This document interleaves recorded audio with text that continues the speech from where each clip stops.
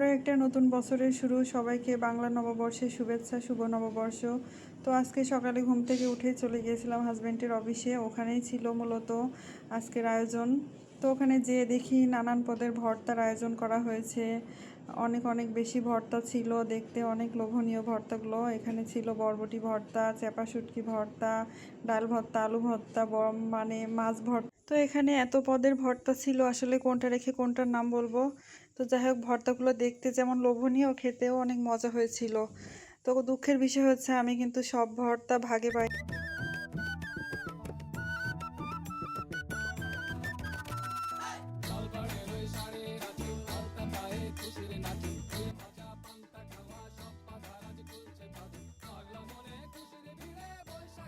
এখানে আমার মেয়ে, সে আজকে নিজের হাতে অনেক মজা করেই খেয়েছে। আসলে পান্তা ভাত, ভর্তা, মাছ এগুলা বেশ ভালোই লাগে মাঝে মধ্যে খেতে। তো শুধু বছরের শুরুতেই খাওয়া হয়, আর সারা বছর আর কোনো খোঁজ থাকে না। তো যাই হোক, এখন আমি খাচ্ছি। সব মিলিয়ে খাবারটা অনেক ভালোই লাগছিল খেতে।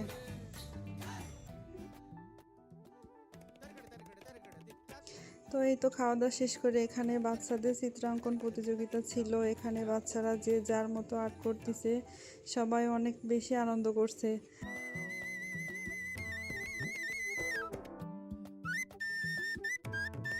সব মিলিয়ে সারাদিন অনেক গান বাজনা হয়েছে।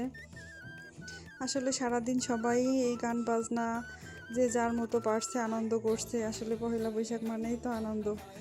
তারপর শুরু হয়েছিল পুরস্কার বিতরণী অনুষ্ঠান। বাচ্চারা যে প্রতিযোগিতাগুলো করছিল তারই পুরস্কার দেওয়া হচ্ছিল। এখানে আমার ছেলে, ও পুরস্কার নিচ্ছে।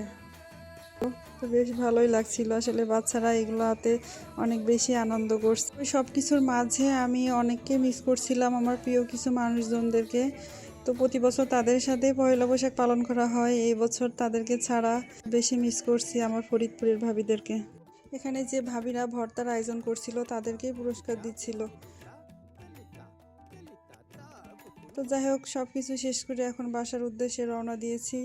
তো সব মিলিয়ে আজকের দিনটা অনেক ভালোই কাটছে।